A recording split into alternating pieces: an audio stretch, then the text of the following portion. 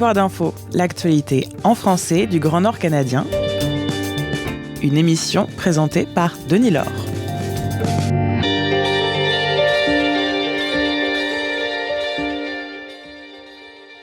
On parle de poissons et de pêcheurs aujourd'hui.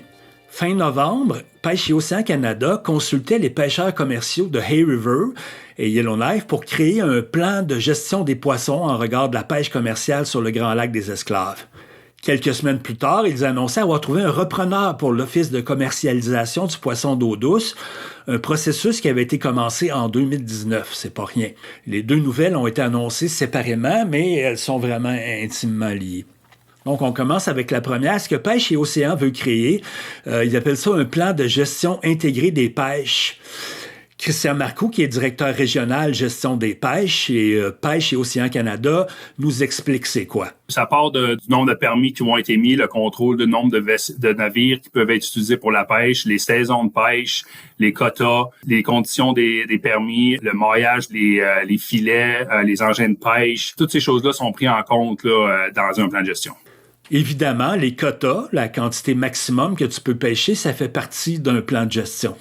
Le quota total du Grand Lac des Esclaves, présentement, selon la réglementation qui est en place, c'est environ 1,6, quasiment 1,7 million de kilos pour toutes les zones de tout le Grand Lac. Et les quotas sont vraiment établis pour la pêche au corégon et à la truite grise. Les autres sous-espèces sont plus considérées comme des prises accessoires. Pour la saison dernière, le quota n'a pas été atteint. L'estimation préliminaire des captures qui sont suggérées présentement là, pour la saison de pêche 2024-2025, qui s'est terminée le 31 octobre dernier, environ 433 tonnes de corégon et de truite ont été pêchées dans le Grand Lac des Esclaves. Il y a des quotas qui sont par zone. Donc, si on regarde, le Grand Lac des Esclaves est séparé en 6 zones de gestion. Puis chaque zone a un quota. Je vais vous donner un exemple. La zone 1S, proche de Hay River, leur quota annuel est de 318 000 kg.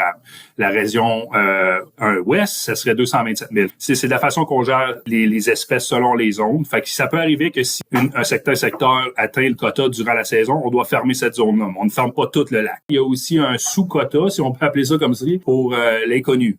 Stéphanie Vaillancourt, une pêcheuse de Yellowknife, a participé aux consultations. C'était quand même une belle conversation avec les représentants de Pêche et Océan. Là. C'est sûr qu'avec le gouvernement qui essaye d'encourager les pêches, puis d'encourager des plus gros nombres, puis d'encourager plus de pêcheurs à être sur le lac, c'est comme rassurant de voir que Pêche et Océan, il accote un peu le désir d'être sur le lac, là, puis qu'ils veulent garder plus d'informations, puis de resserrer un peu la vie. Qu'est-ce qui se passe, qu'est-ce qui sort du lac là, avec les quotas, puis tout ça. C'est intéressant de voir comment ils veulent gérer ça.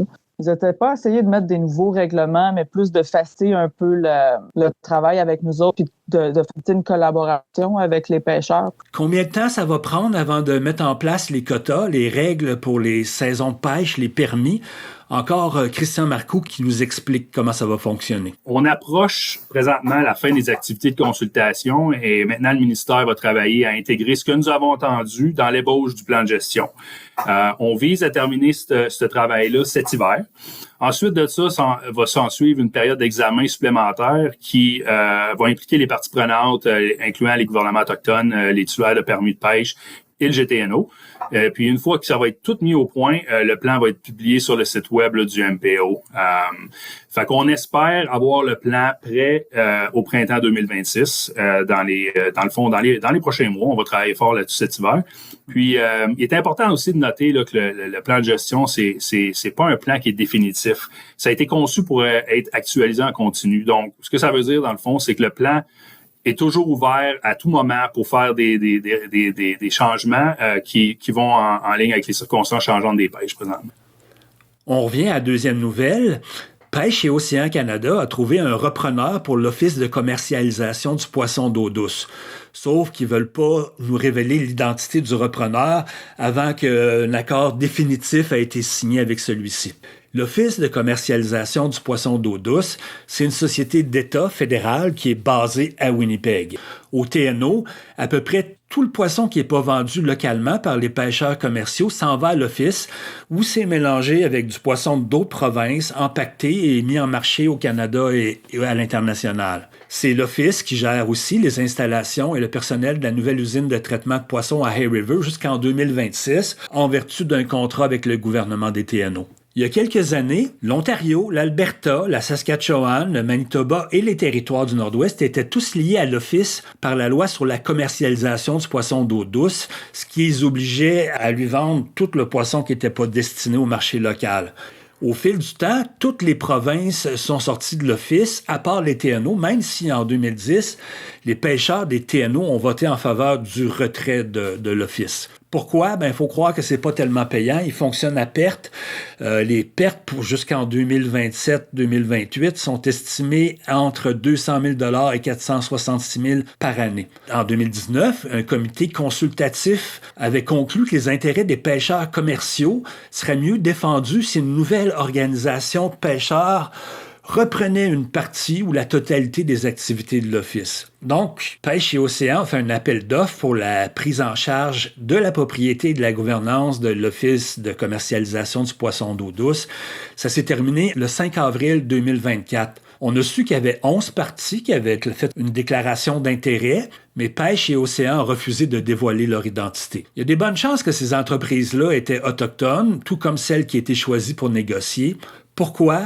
Parce que la majorité des pêcheurs commerciaux en Saskatchewan, au Manitoba et au TNO sont autochtones. D'ailleurs, une des pistes suggérées par le comité interministériel sur la transformation d'Office, c'était qu'une société de développement économique autochtone prenne le relais. Et le communiqué de la ministre Pêche et Océan, Joanne Thompson, où est-ce qu'elle annonce qu'il y a un soumissionnaire qui a été retenu, parle de réconciliation économique et précise qu'il y a du financement qui est accessible pour toutes les organisations autochtones qui voulaient soumissionner. Et puis, on a su que l'Assemblée des chefs du Manitoba avait passé une résolution en février 2024 pour appuyer les démarches de collaboration de la Première Nation de Fisher River avec l'Office. Et l'an passé, c'est Jimmy Lennington, directrice générale intérimaire de la coop Tucho, qui avait affirmé que le groupe Freshwater Fish Harvester Association avait soumis une déclaration d'intérêt. Madame Lennington était présidente de cette association qui regroupait des pêcheurs des TNO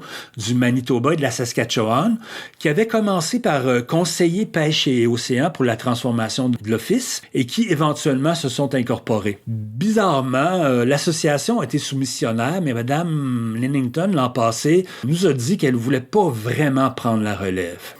I wouldn't say that FFHAI would become the manager or the owner, but that we would develop a really comprehensive plan to transition away from the Crown Corporation. Our idea would be to be the vehicle which develops the business model to replace FFMC. We wouldn't be the owner because in our vision, the fishermen own this future business. And what FFHAI is, an advocacy group. Donc, l'idée, c'est que l'association devienne le véhicule qui possède le modèle d'affaires qui remplacerait l'Office.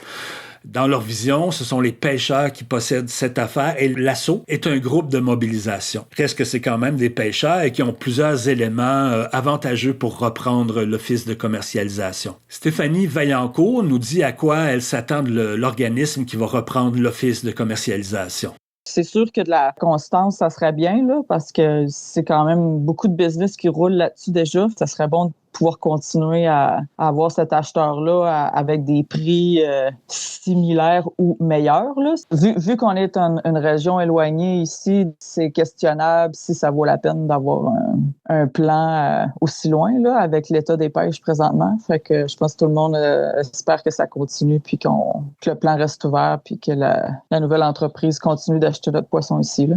Si ça continue comme que c'est là, moi, personnellement, ça me convient, mais c'est sûr que moi, mon entreprise n'est pas basée ultimement là-dessus. Là. Tu sais, moi, c'est plus comme un appoint parce que je filette, puis j'ai des ventes locales, puis je fournis des restaurants. Mais tu sais, pour les pêcheurs des River, que eux, c'est leur seul acheteur, ben c'est clairement plus stressant, tu sais. J'ai sondé le ministère Industrie, Tourisme et Investissement pour connaître leur position dans ce dossier, connaître c'était quoi leurs enjeux.